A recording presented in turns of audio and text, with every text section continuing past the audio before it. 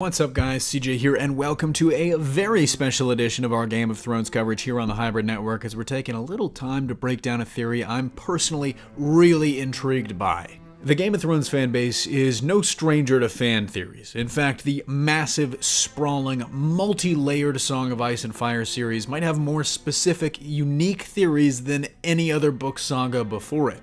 So you might have seen this one floating around, especially on the TV side as we near the end of Season 7 and the threat of the White Walkers moves from the back burner to clear and present danger.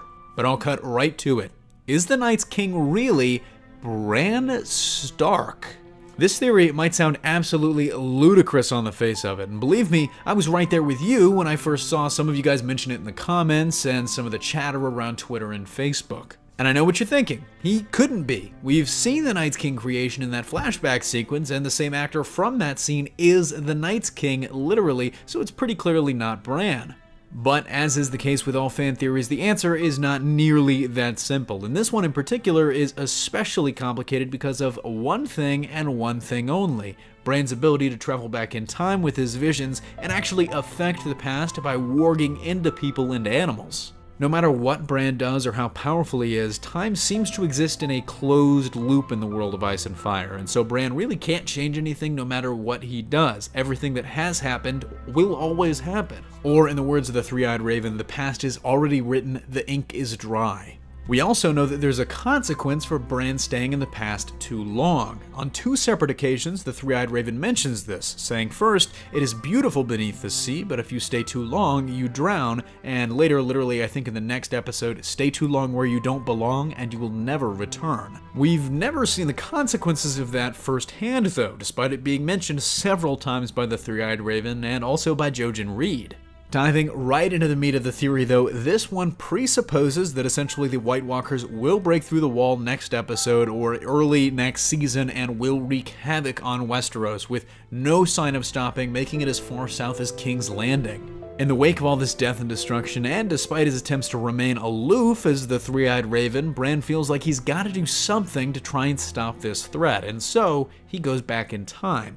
First, he goes back through his visions to before the Great War, to the reign of Aerys II, to try and get him to prepare the realm better for the coming of the Army of the Dead by whispering to him, as he did with Ned, but more slowly but surely. These whispers do cause Aerys to begin stockpiling wildfire, but they also are what ultimately drive the Mad King mad and cause events to proceed basically as planned, and so Bran's journey back basically just results in the same future happening. Once again, going back to the ink is dry.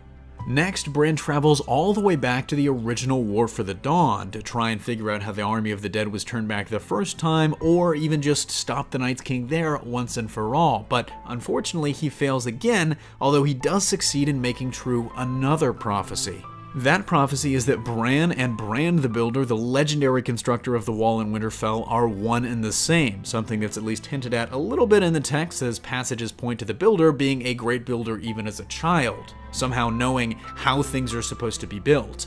Oh, and there's also this image from a Game of Thrones special feature back from I think 2012 in Season 1, which seems to show the Builder overseeing the construction of the wall on a litter and kind of hunched over being carried by people, which could be a hint that he too is a cripple. Finally though, having not stopped the Night's King, Bran travels back in time further than he ever has before, to the creation of the Night's King himself, which we'd seen previously in that flashback scene with the Children of the Forest, performing that ritual on the same actor that actually plays the king himself, which I mentioned earlier. In going back to that ritual, or maybe even just before it, many think Bran will warg into the Night's King in a final ploy to stop him, or convince the Children of the Forest to never carry out the ritual in the first place, but he can't, and it proceeds as planned. But in a twist, this final trip back finally fulfills the promise of the Three-Eyed Raven. Bran's gone back too far and he can no longer return to the present, so he's stuck in the Night's King's body. Enraged at the children for failing to listen to him, he breaks their control and the War for the Dawn begins, doomed to fail, and Bran's doomed to be stuck beyond the wall for thousands of years. But the biggest piece of the puzzle might have been hiding in the books all along, as in the very first book, Old Nan tells Bran the story of the Night's King and says she heard a version where the Night's King was a Stark, brother of the king in the north, and named Bran. There's a little more evidence for this theory throughout the series. I mean, the outfit Bran wears in all of his visions is weirdly kind of similar to the Night's King's clothing, and in Season 6, Bran awakes from that vision of the first ritual in the exact same position as the Night's King when he got stabbed. This would also help explain why the Night's King seems to have a knack for knowing things he shouldn't know. Like, for example, in this past episode, that Daenerys would come with her dragons and that he should bring literally dragon-sized chains to haul it out of the water. The theory is not without issues though, I'll admit that, and commenters on a pretty comprehensive Reddit post of the topic point out that the children should have been able to realize that the man they were performing the ritual on had been warged into, something that they themselves have the ability to do. The Mad King bit is also pretty loosely supported, as the Targaryens had a history of mental illness, but I think personally it's a pretty neat little touch. So let me know if you buy into this theory in the comment section down below, and for more information check out the link in the description. That's a really in-depth Reddit post from user Turmoil26 breaking down a lot of these points in further detail than I could in this video. But that's going to do it for me here. Thanks for watching. Don't forget to smash that like if you like what you saw, subscribe for more great content every single day, and consider turning on your notifications to be alerted every time we upload a new video. Signing off, this is CJ, and I'll see you next time.